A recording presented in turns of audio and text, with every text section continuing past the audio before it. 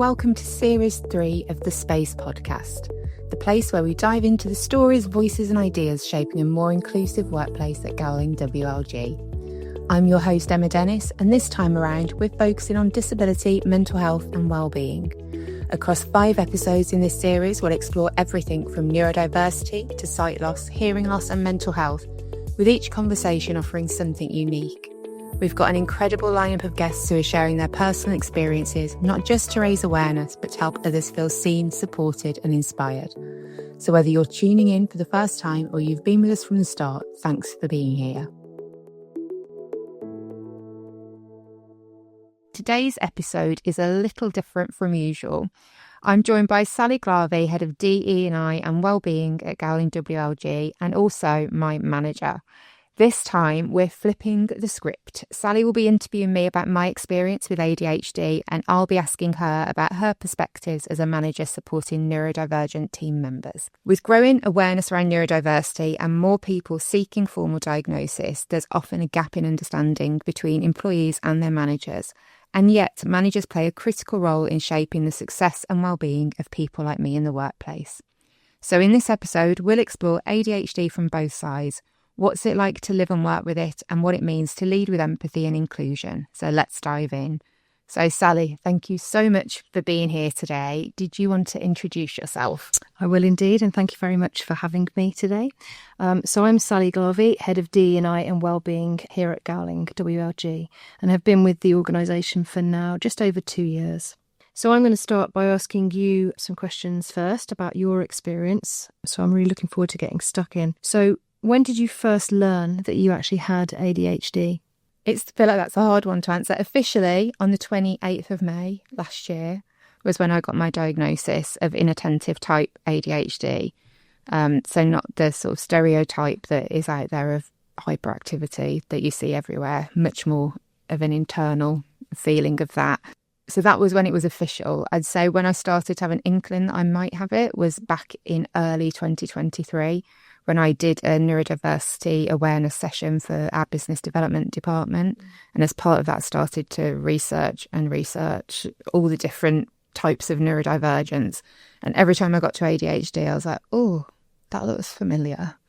That feels like it's a little bit like me. So that research really prompted me to then go and see my GP. So I saw my GP for the first time in April 2023. And got referred by a right to choose for a diagnosis. And then it took just over a year to get to that point. So looking back, can you now see traits of ADHD throughout your life? I can. I struggle with early sort of being a child because I feel like I've not got very many memories of being a child. I always worked hard at school. I always got good marks in exams and tests and things. So nobody sort of picked up on anything outside of me.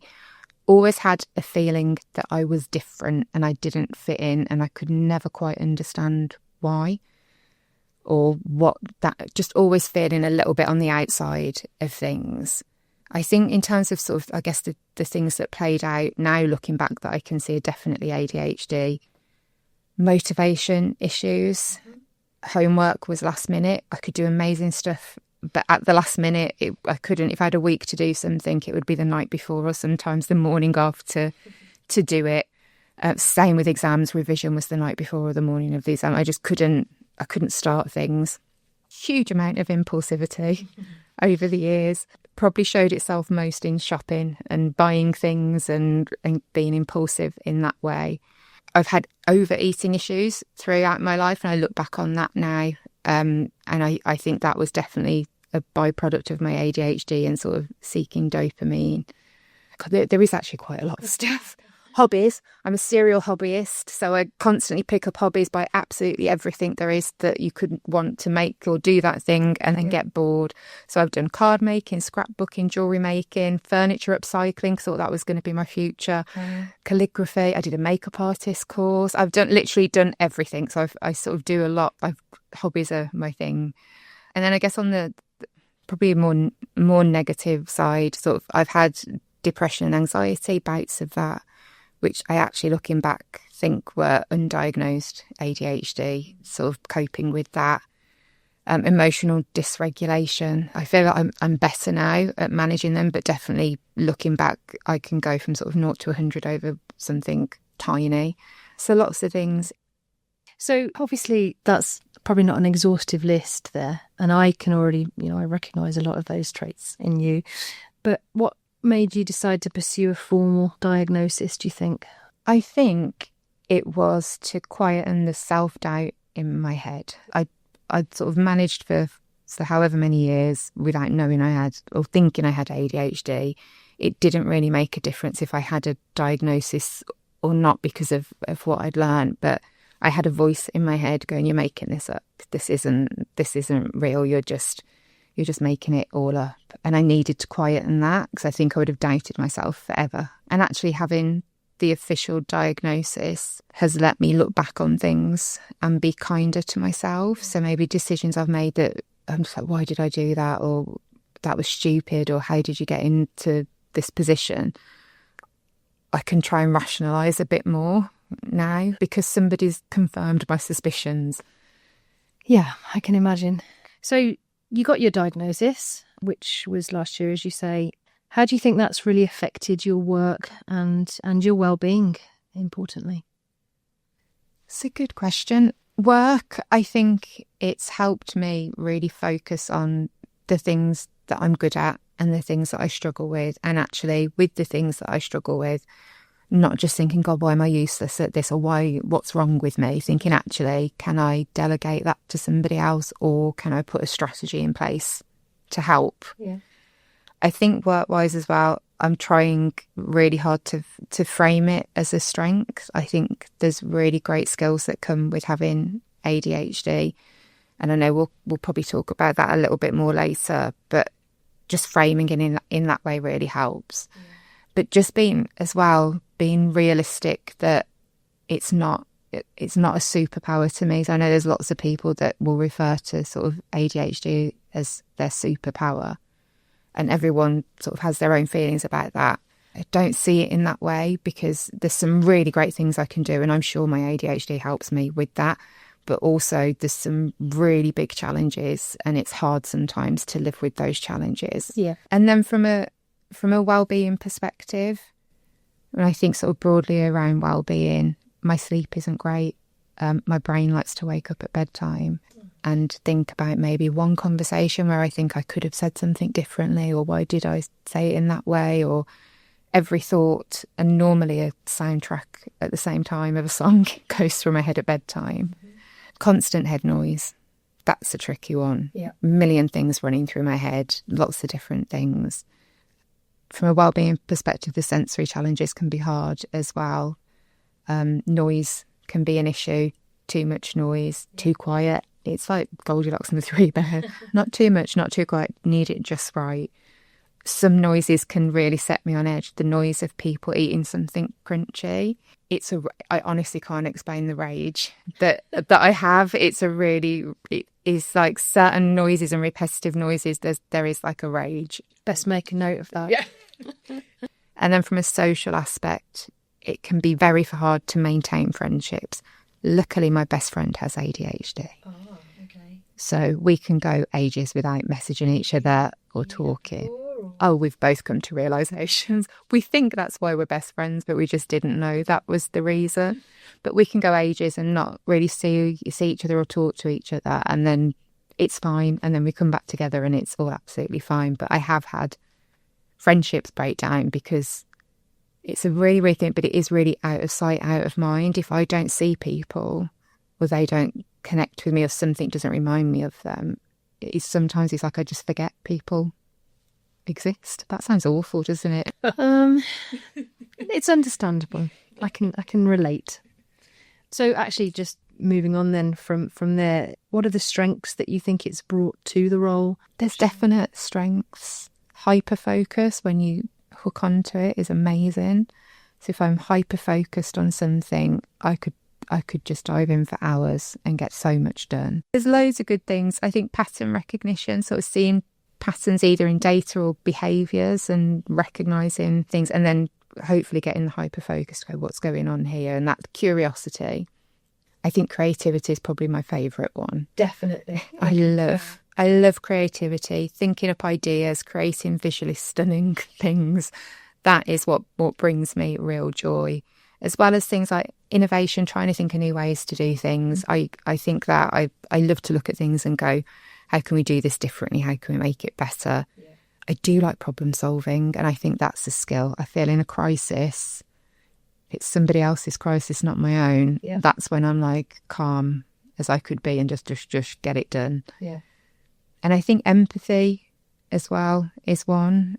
I think I pick up on the energy of people and the energy of rooms and like the vibe of things, which can be quite useful. So there's loads of really good traits that, as long as I make sure I harness them in the right way, can be really beneficial. You may say something different. I do agree with most of what you've just said, and actually I think that there's a yin and yang in our relationship, and I think that certainly helps with some of my traits. What challenges do you face on a day-to-day basis? Again, there's quite a few different challenges. Getting started on things is a big issue. Actually, I was looking back through some journals because I journal quite a lot, and the biggest thing that comes up is me berating myself in them, going, why can't I just get started? I've got stuff to do. I know what I need to do. Why can't I just get started? What's wrong with me? A motivational man. Yeah, it's just that getting going, and mostly that is stuff that's brain heavy work, or where there's lots of bits to it. That's sort of when the executive dysfunction plays out. There's too many bits for me to think about, so I really have to simplify things to sort of get through. I think that emotional regulation can be tough day to day, feeling that frustrations or anything quite hard. Yeah. Big imposter syndrome at times. So I've had moments, and this only happens every so often, but I sometimes have moments of just unexplainably thinking everybody hates me. Yeah. I can come into work and nobody's even spoken to me, or nobody's even in yet that day, and I'm like, everybody hates me. We've experienced this, haven't we? I remember, yeah. Everybody hates me. There's no one's done anything to me, but everybody hates me, and it just sets me off on a weird path. But I found that actually talking about that helps rather than just keeping it in. And then I guess masking is one of the things. I've obviously done it for years and not realised. And I'm trying to be, particularly over the last couple of years of learning more, trying to sort of break down the sort of masking that I do. But I know I still do it. And I know I can turn it on, and I can be on when inside I feel like I'm sort of just falling apart a little bit. It can be tiring. When I'm at home, I can let go a little bit more. And when I'm in the office, I'm trying my hardest to just be me. But there's still that element of masking, which I suppose most people, you behave slightly differently in work than you do at home. I think as a team, we've always tried to make sure that people bring their whole selves to work and their true selves to work, but it doesn't always work like that, does it? It's not always going to be easy to do, especially in this circumstance. Do you think there's anything about the perception of ADHD that really frustrates you? When I first got my diagnosis, I was really happy, really, really happy. And then it was like a lot of emotions over the case of 1 week. And then I got really angry, because I think one of the things is the feeling that people now are judging what I'm capable of because I've got the diagnosis. And I got really upset thinking people might start to see me differently or judge what I can do differently just based on that. I haven't heard anything like that here at Gowling, but sometimes you see things externally of like people being judged on what they're capable of. The only other thing is when you hear sort of ADHD is a trend, everyone's got a bit of ADHD. I think that frustrates me because women have been historically underdiagnosed anyway, and there's a lot of people in my sort of age bracket that now are learning more and getting a diagnosis. And I don't see it as trendy to suddenly have this. It's, like I say, it's great on one side. It's really, really frustrating and hard on the other side. And we do all the things I experience. Probably everybody in some respects has gone, oh, I do that sometimes, or I do that sometimes. And I think it's the level of how it impacts on your life. So, Sally, let's flip it about, because I'm really interested to hear your perspective on some questions I have for you. What have you learned from managing someone with ADHD, especially as you've seen that full journey from my initial suspicions through to diagnosis and afterwards? So I think managing someone with ADHD has been a real eye-opening experience, actually, for me in my leadership career. I think this is the first. So it's certainly not something that I've experienced before. And having been on the journey with you from those initial concerns to the formal diagnosis, it's definitely taught me the importance of curiosity, your curiosity and mine, compassion and flexibility. And I think as the head of D&I, I thought I would understand what was required to support you. I think it was, to understand the complexities involved, and that this experience really has actually provided me with more insight than anything else. And in turn, I think that knowledge has really benefited the role that we play in the organisation, and also enabled us to share those learnings with other people. And it did remind me that inclusion isn't just about policies. It's about the relationships that we have and the willingness to meet people for who they are, what they are. It's sort of been like learning both at the same time, hasn't it? I feel like we've both been definitely on a journey. Yeah. How do you approach supporting me in our working relationship, do you think? A number of ways, I think. I mean, it's a really good question. I think firstly, ensuring that we keep talking. So trust for us, I think, is really essential.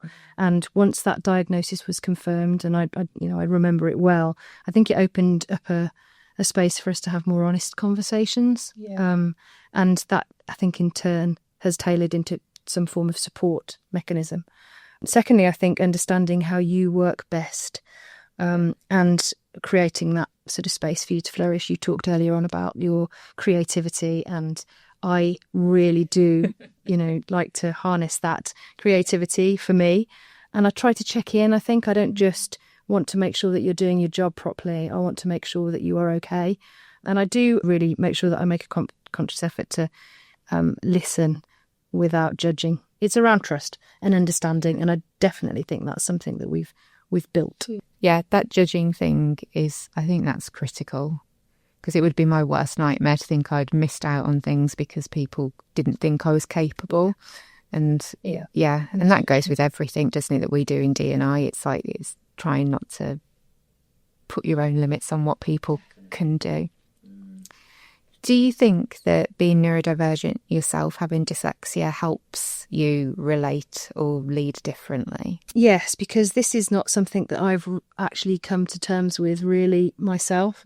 So it massively influences how I lead. And to begin with, it gives me a deeper empathy for I think it's the invisible challenges that people have got, face, and how we deal with those. And I know what it's like to need alternative ways of processing information, because that's one of my issues, or expressing ideas. And that definitely helps me create environments where other people can see that they can be supported.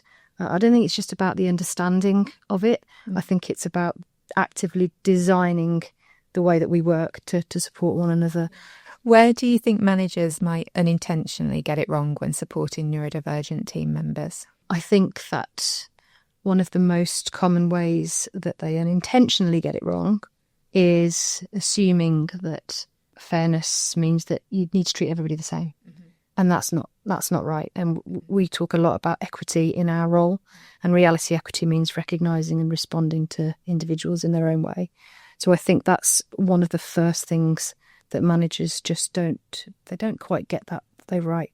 One size doesn't fit all. And so having a rigid approach to communications and deadlines and performance actually is not right. No. We need to make sure that we don't exclude people from that process, and that we manage everything differently. Yeah. So I think that that's certainly something that we need to keep our eye on. And the other thing that I observe is mistaking silence for being okay. And bizarrely, we've actually had this conversation today. Yeah. Not all neurodivergent colleagues actually speak up. They will say that they're fine, but they're not necessarily fine. And actually, that's something that we shouldn't just assume because someone says they're okay. They are. Yeah.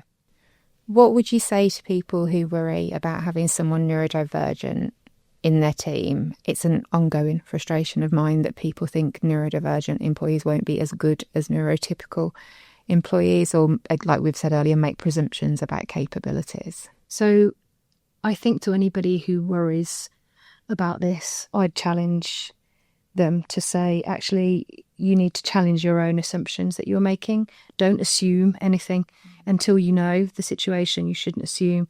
It doesn't mean, if neurodivergence doesn't mean that you're less capable of doing anything. It's just different. And it means that you're differently wired, I think, more than anything else. So if we support it, then it shouldn't be an issue. I think the frustration comes from seeing really incredible talent overlooked or underestimated simply because it doesn't fit into the mould of what good looks like. And I think that is a real problem. And that's not just that could be anywhere.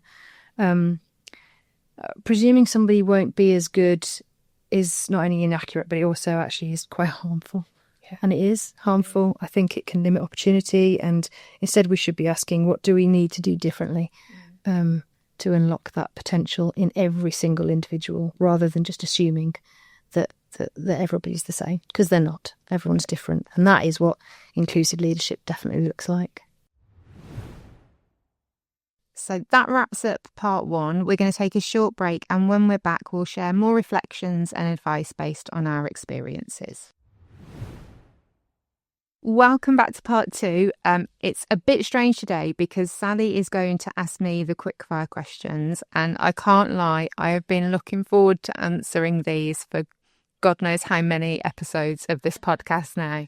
So Sally, I'm in your hands. Okay, over to me then. So let's start. So what's the most used app on your phone? And I will be taking notes of some of these, I think. It's definitely TikTok. TikTok. Wow. Okay. TikTok for everything. Want to know how to do something? TikTok. Want to spend hours mindlessly scrolling weird things? TikTok. I love that. If you could instantly master one skill, what would that skill be? Carpentry. Okay. That's weird, isn't it? Yeah. I would love to have like a workshop and make things out of wood. That's a really weird one to pick, but that would be my skill. If I could just go and like knock up a chair and a table and things. It's doable.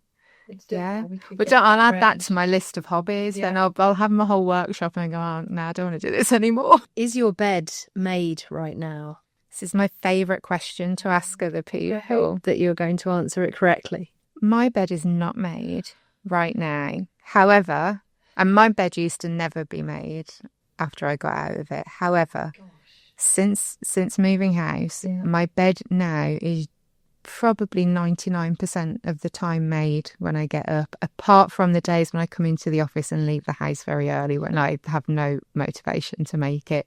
So because I'm in the office today, my bed is not made. Okay. Not sure how I feel about that answer, but I will go over that one. What's your dream holiday destination? It probably is Bali. Yeah. I could live in Bali, in the centre of Bali, away from the touristy bits, and just be happy. Best sandwich? Egg mayonnaise on white bread. Favourite smell? A blown out match. Controversial question for me here, but pineapple on pizza? Yes. Absolutely not for me, but there you go. It's wrong in so many ways. So next is the this or that questions. So first one, sweet or savoury? Savoury. Text or call? Text. Sunshine or snow? Sunshine. Now, are you more an introvert or an extrovert? I feel like I'm right bang in the middle of it, depending on how I feel that day. Music or silence when working? Music gets me going. Music helps me focus. And that is the end of this or that questions. Thank you very much. Right, so let's sort of carry on our conversation, and I thought we could maybe reflect a little bit on our working relationship. And I'm conscious I tell you everything. We have very open conversations. How do you think that has helped our working relationship? I think it has been immeasurably valuable. I think that we started off in that way, and I think we've carried on, and it has already sort of formed that foundation in terms of our relationship. I think our open conversations have been valuable, and that's because they've formed the base of how we worked moving forward.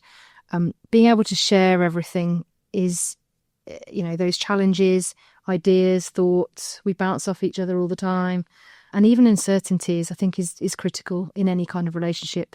Working one even more so, because at least I know where you are, and I can understand when you come in on a day, how you're feeling, what you're thinking, and how we will work together on that. So I think it's really helped in terms of the way that we work together. We've stayed aligned. I think we're really honest about how we're feeling on that day. And if things aren't good, we tell each other, and we share our frustrations. And I genuinely believe that openness has strengthened it. Like you said, trust, isn't there? Because I can't think of anything that I wouldn't come and say to you. And if we were, even to the point of if we were working on something and we were coming up with ideas, I'd never think, I can't say that idea, or say, but I'm not sure about that. It's a safe space. Yeah, I think the safe space is important. So from me to you then now, is there a moment that you think specifically really strengthened the connection at work? I think you've always been supportive. You've always listened. You've always asked great questions. You are the queen of asking good questions. And then I think you've given me the opportunity to sort of shine as well in things that I enjoy and that I know that I'm good at. And you've always supported me and making sure that I've got access to the things that I need and sort of pointing me in the right direction. You mentioned earlier psychological safety and inclusive cultures. Why do you think that's especially important for neurodivergent employees? It is just a critical path for a neurodivergent employee because they create the conditions that make people feel safe to be themselves. And we talked about bringing your full self to work. And I think it's really important because it's the basis for, again, the trust and the creativity and the performance. So those are really kind of important pieces. And I think for many individuals, the workplace can feel a little bit like a constant negotiation where you're having to mask your behaviours, which is what I was saying earlier on, managing the sensory overload, worrying about the fact that you're misunderstood. And I think that without psychological safety, those pressures can absolutely lead to burnout, to disengagement, which I really don't want, or silence. And the silence is no good to anybody. So I think that culture needs to be nurtured to make sure that people feel confident to be able to speak up. Definitely. What advice would you give to managers supporting neurodivergent employees? So I think to start with, it's being more curious and not just assuming. So take away the assumption and actually look at what's going on. I think that as head of D&I, I will say this, and I would say it, but to be proactive about inclusion, make sure that we include people. Don't just wait for somebody to disclose that they have a diagnosis or if they've got issues. Create that culture that enables them to be more open, I think. And that's what we're trying to do at Gowling. We're definitely trying to encourage the understanding and more inclusive behaviours. I think educating yourself, I know for me, I needed to be more educated. So understanding neurodivergence, whether it's ADHD, whether it's autism, whether it's dyslexia or any of the others, this really helps to sort of teach you empathy, teaches you how to understand with confidence what you're supporting. And it also helps you to spot when someone actually might be struggling or respond in the right way and be confident about how we do respond. So what advice would you give neurodivergent employees around advocating for their needs? I would say ask for help. Talk to somebody, whether that's your manager or whether that's the HR team. But I'd say realise as well that can put you in a really vulnerable position. It takes a lot, and I know from my experience, it takes a lot to actually ask for help because you're generally admitting the things that you're not very good at, which seems really weird in a work situation because you're going, I need help because I've got ADHD or I think I might have ADHD and these are all the things I struggle with. Yeah. And unfortunately, a lot of the stuff to get support sort of through diagnosis through the NHS focuses on the things that you struggle with rather than the things that you're really, really good at. So it can put you in a really vulnerable position. It's a sort of a bit of a two-parter there for managers and HR teams as well. If somebody comes to talk to you, just realise how much that takes out of them to go, I've got a problem. Yeah. I'm not great at these things and need help. I think understand what your challenges are. Really take time to sit back and go, actually, what are the things that I struggle with? Have I already got things in place that I do to sort of mitigate those? In which case I can sort of communicate them to my manager and go, okay, I really struggle with this, but this is what helps me. This is what I need. And ask for that, ask for those things. For people that maybe are going through the diagnosis process or are starting to learn more, I think there's sometimes the expectation that you will already know. You'll know the solution. You'll know all your sort of challenges. You'll know all the solutions. And actually you don't. You're sort of learning at the same time, so you don't know what's going to help you. So I'd say look at whether your workplace offers workplace assessments that can help you with that and give you guidance and advice on, this is the area that I'm struggling with, and they can suggest things that will help you. How do you think organisations can improve in this space? There's always room for improvement, I think. So try and move beyond the sort of surface level of inclusion and start and the surface level of embedding neurodiversity, but put it into the sort of the fabric of the organisation, trying to get people to really understand what it's all about. That starts with education, ensuring that leaders and teams understand what neurodivergence is, how it shows up and how to support effectively. And I think awareness is definitely the first step, but it's got to be followed by action. Yeah. It's all very well for us to all be aware of what the situation is, but without any action behind it, it's useless and pointless actually for those that are involved. I think from a governance point of view, I think policies and processes need to be designed in a way that's flexible, and that you know, from the recruitment and onboarding right through to the performance management. Yeah. I don't think at the moment that there is enough around neurodiversity within each of those policies, and I think that we should definitely, generally across the board, should be looking into that as well. And then we've talked a lot today about psychological safety, and that's important because it means that managers need to be trained to understand and to actively challenge any stigma. I think that neurodivergent employees should not ever feel that they have to mask or hide who they are. And again, I say it, and I've said it time and time again, but need to bring your whole self to work. Yeah. I know it's not always possible, but certainly to be encouraged, I think. From a practical perspective, then, what adjustments or strategies have helped you manage your challenges?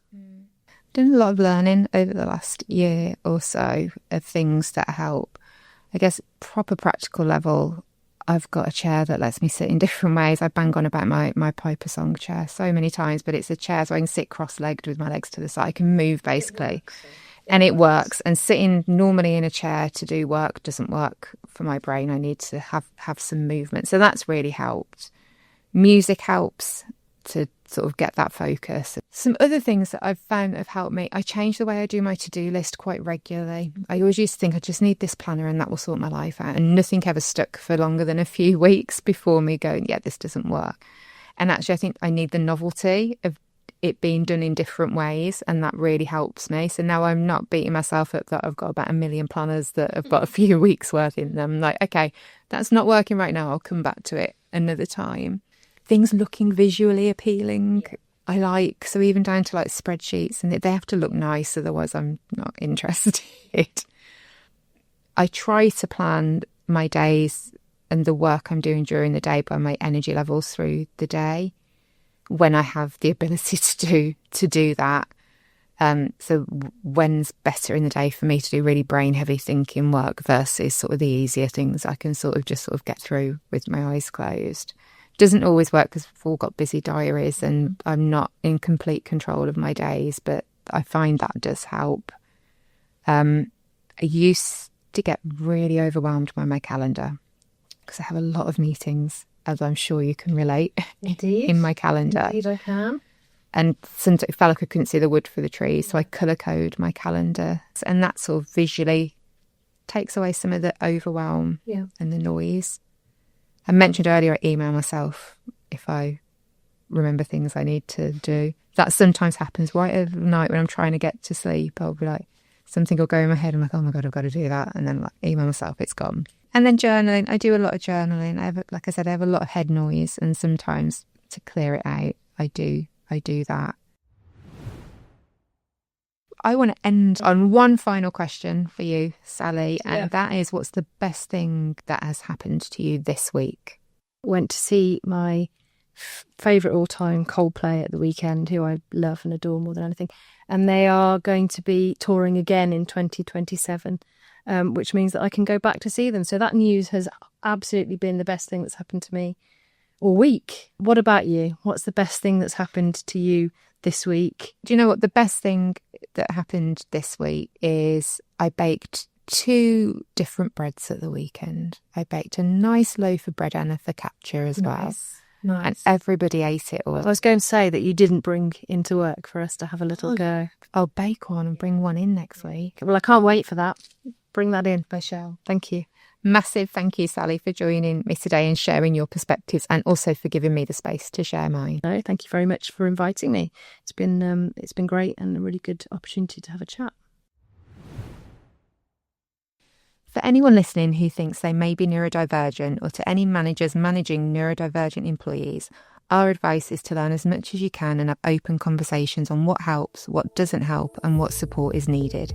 Everyone's different, so it's important to understand individual experience. We'll be back soon with more conversations from the talented people across Gowling WLG. Until then, thank you for listening and have a wonderful week.